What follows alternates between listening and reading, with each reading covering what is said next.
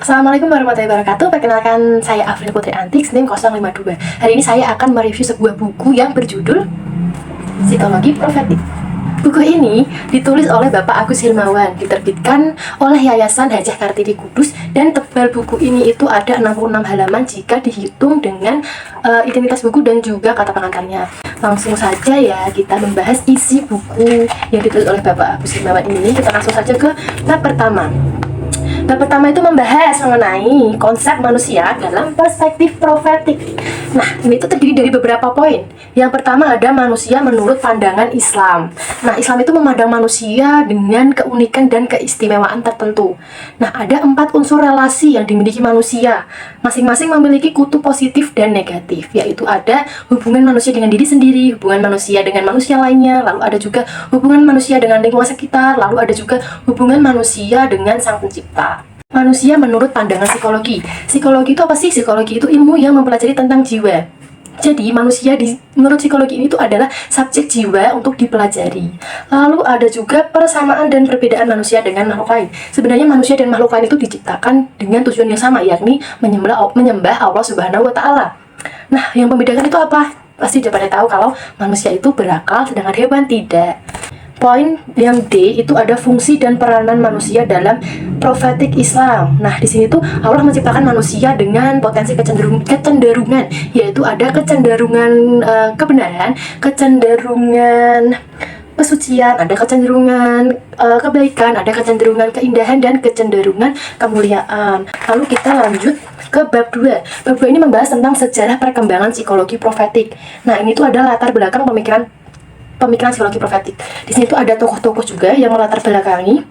Itu ada Al-Qushairi, terus juga ada Imam Al-Ghazali, lalu ada Muhyiddin Abu Abdullah Muhammad bin Ali bin Muhammad bin Ahmad bin Abdullah Hatimi Al-Ta'i.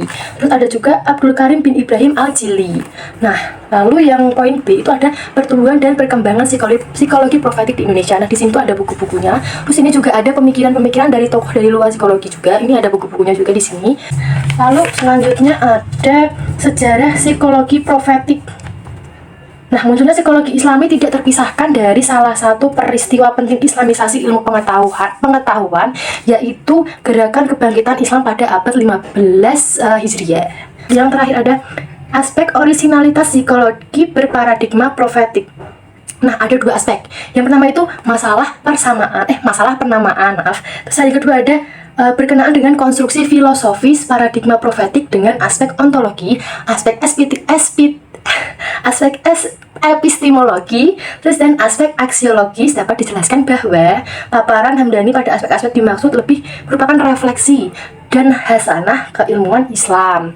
Nah, selanjutnya itu ada bab 3, yaitu persamaan dan perbedaan psikologi profetik dan psikologi Islam. Psikologi profetik itu diambil dari kata profet. Profet itu dari kata profet yang artinya nabi atau kenabian. Nah, psikologi profetik itu ilmu yang membahas dan mengkaji tentang eksistensi jiwa dan gejala jiwa dari manusia yang telah mencapai kesempurnaan. Nabi itu kan manusia yang telah mencapai kesempurnaan. Nah, dari itu psikologi profetik ada psikologi kenabian. Sedangkan psikologi Islam itu adalah ilmu yang mempelajari gejala jiwa atau studi tentang jiwa dan perilaku manusia yang didasarkan pada pandangan Islam, atau juga bisa dengan menurut Al-Quran dan juga hadis. Lalu ada Nabi dan kenabian. Ini perbedaan Nabi dan kenabian. Nabi itu adalah makhluk Allah Subhanahu wa Ta'ala yang terpilih, sedangkan kenabian adalah segala hal ihwal yang berhubungan dan berkaitan erat dengan seseorang yang telah memperoleh potensi kenabian. Lalu ada juga perbedaan dan persamaan psikologi profetik dan psikologi Islam. Nah, perbedaannya itu psikologi profetik lebih membahas mengenai nabi dan uswah hasanah, atau topik utama pada ilmu itu tentunya sebagai supermodel untuk siapa saja yang mengharap perjumpaan dengan Allah Subhanahu wa Ta'ala dan juga hari akhir. Lalu sedangkan psikologi Islam itu lebih ke tingkah laku manusia dalam hubungan dengan alam manusia, lalu Tuhannya berdasarkan konsep ajaran Islam, yaitu Al-Quran dan hadis. Nah, selanjutnya tadi ya ada bab 4, peluang dan tantangan psikologi profetik.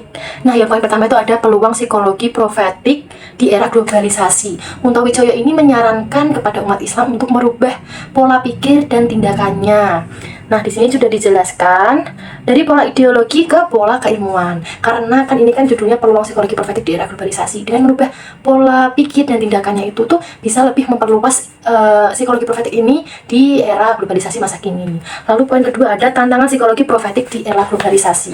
Sebenarnya psikologi profetik ini kan psikologi dari kenabian, dari zaman Rasulullah itu ya. Ya sebenarnya nggak dari zaman Rasulullah saja. Sebenarnya udah dibahas, maksudnya sudah terjadi saat zaman Rasulullah. Jadi sebenarnya tantangannya itu adalah paradigma barat yang menjadi pandangan dunia atau world view dalam kajian psikologi modern yang bertentangan dengan pandangan dunia Islam atau Islamic world view. Nah, selanjutnya itu ada bab 5 mengenai jiwa dalam psikologi profetik. Yang pertama ada pengertian jiwa dalam psikologi. Nah, jiwa dalam psikologi itu kajian utamanya ya, karena psikologi kan ilmu yang mempelajari mengenai jiwa. Jadi jiwa adalah kajian utamanya yang bersubjekkan manusia. Nah, sini dijelaskan bahwasannya terdapat jiwa itu dikategorikan menjadi 3 bagian, yaitu ada jiwa nabati, jiwa hewani, dan juga jiwa insani. Nah, selanjutnya ada jiwa dalam perspektif psikologi profetik.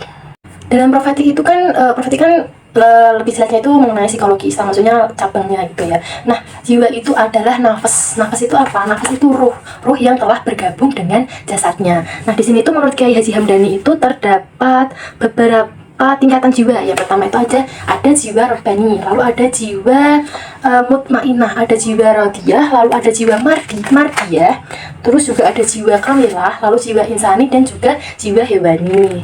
Nah, selanjutnya selesai. Begitu saja penjelasan dari review buku psikologi profetik ini. Saya sangat merekomendasikannya dengan sangat keras. Begitu saja. Wassalamualaikum warahmatullahi wabarakatuh. Sampai jumpa di lain waktu. Bye-bye.